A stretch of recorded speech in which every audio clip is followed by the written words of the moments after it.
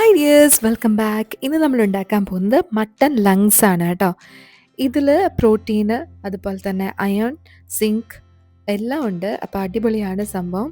കിട്ടുവാണെങ്കിൽ തീർച്ചയായിട്ടും ട്രൈ ചെയ്ത് നോക്കുക കേട്ടോ. ഇതുപോലെ ചെറിയ പീസസ് ആയിട്ട് കട്ട് ചെയ്യാം. ഒരു മീഡിയം സൈസ് കേട്ടോ, ഒത്തിരി ചെറുതാക്കരുത്. ഈ ഒരു സൈസിൽ കട്ട് ചെയ്ത് കുറച്ച് നേരം മഞ്ഞൾപ്പൊടിയൊക്കെ ഇട്ട് വെച്ച് നന്നായിട്ട് കഴുകി വൃത്തിയാക്കി കുക്കറിലേക്ക് ഞാൻ മാറ്റിയിട്ടുണ്ട്. അതിനുശേഷം നമുക്ക് കുറച്ച് സ്പൈസസ് ഒക്കെ ഇതിലേക്ക് ചേർത്ത് കൊടുക്കാം.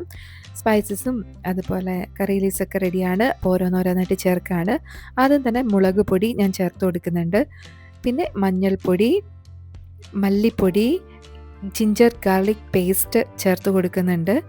പച്ചമുളക് നെടുകെ കീറിയത്, കറി ലീവ്സ് ആവശ്യത്തിന്, ഇത്രയും ചേർത്തു. ഇനി ഉപ്പും കൂടി ചേർത്ത് കൊടുക്കാം ആവശ്യത്തിന്. ശേഷം ഒരു അര ഗ്ലാസ് വെള്ളം ഇതിലേക്ക് ചേർത്തിട്ട് നന്നായിട്ട് മിക്സ് ചെയ്ത് കൊടുക്കണം. അപ്പോൾ ഇതേ ഒരു പരുവത്തിൽ വരും കേട്ടോ. ഇനി അടച്ച് വെച്ച് കറക്റ്റ് ഒരു 3 വിസിലടിപ്പിക്കാം. ശേഷം നമുക്ക് ഇതിലേക്ക് ആഡ് ചെയ്യാനുള്ള ആ ഒരു മസാല റെഡിയാക്കാം. അപ്പോൾ അതിന് വേണ്ടിയിട്ട് നാടനായിട്ടുള്ള പാൻ തന്നെ എടുത്താൽ മതി. ദാറ്റ് മീൻസ് അയൺ കടായിയോ അല്ലെങ്കിൽ നന്നായിട്ട് റോസ്റ്റ് ചെയ്യാൻ പറ്റിയ ഒരു ഉരുളിയോ അങ്ങനെയൊക്കെ എടുക്കാം. അതിൽ വെളിച്ചെണ്ണ ഒഴിച്ചതിന് ശേഷം കറി ലീവ്സ് ചേർത്ത് കൊടുത്തിട്ടുണ്ട്, പച്ചമുളക് ചേർത്ത് കൊടുത്തിട്ടുണ്ടായിരുന്നു.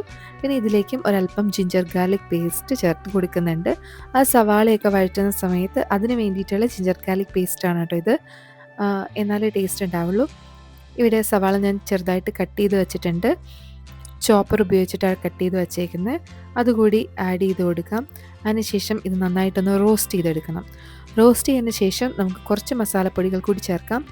കുരുമുളക് ഫ്രഷായിട്ട് പൊടിച്ചെടുത്തത്, മഞ്ഞൾപ്പൊടി, ഗരം മസാല, പിന്നെ ടേസ്റ്റിന് നമ്മുടെ പെരിഞ്ചീരകം പൊടിച്ചതും കൂടി ചേർത്ത് കൊടുക്കുന്നുണ്ട്. എല്ലാം ആവശ്യമായ അളവിൽ ചേർത്ത് കൊടുക്കുക. അതായത് നമ്മൾ എടുക്കുന്ന ഒരു പച്ചക്കറിയുടെ അളവ് അനുസരിച്ചിട്ടാണല്ലോ നമ്മൾ ചേർക്കുക. അപ്പോൾ അതിന് കറക്റ്റ് ഒരു അളവെന്ന് പറയാനില്ല. ഇപ്പോൾ കുറച്ച് പെരിഞ്ചീരകത്തിൻ്റെ ടേസ്റ്റ് മുന്നിൽ നിൽക്കണം എന്നുള്ളത് കൊണ്ടിട്ട് ഞാനൊരല്പം അത് കൂടുതൽ ചേർത്തിട്ടുണ്ട്. നന്നായിട്ട് ഇളക്കി പച്ചമണം മാറുന്ന സമയത്ത് നമ്മുടെ റെഡി ആയിട്ടുള്ള ഈ ഒരു ലങ്സും കൂടി ഇതിലേക്ക് ചേർത്ത് കൊടുക്കുക കേട്ടോ. കണ്ടോ, ഇതേപോലെ ആയിട്ടുണ്ട്. ആ വെള്ളവും എല്ലാം കൂടി ചേർത്ത് കൊടുത്ത് നന്നായിട്ട് ഇളക്കിക്കൊണ്ടിരിക്കുക. ടേസ്റ്റ് നോക്കുക.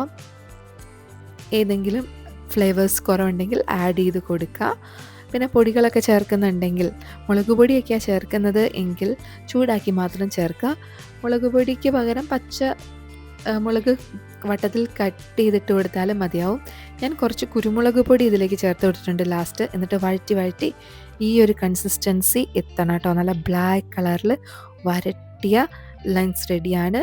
കുറച്ച് തക്കാളിയും അതുപോലെ പച്ച സവാളയും ചേർത്തിട്ട് ഗാർണിഷ് ചെയ്യാം. തീർച്ചയായിട്ടും ട്രൈ നോക്കിയിട്ട് നിങ്ങളുടെ അഭിപ്രായം കമൻറ്റ് ചെയ്യാനായിട്ട് മറക്കണ്ട. അപ്പോൾ ഇപ്പോൾ തന്നെ ഒന്ന് സബ്സ്ക്രൈബ് ചെയ്ത് വെച്ചോളൂ ഈ ചാനൽ.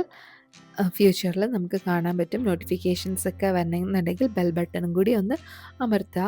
ഈ ഒരു റെസിപ്പി ഇഷ്ടപ്പെടുന്ന നിങ്ങളുടെ ഫ്രണ്ട്സിന് എന്തായാലും ഷെയർ ചെയ്ത് കൊടുക്കാനും മറക്കണ്ട.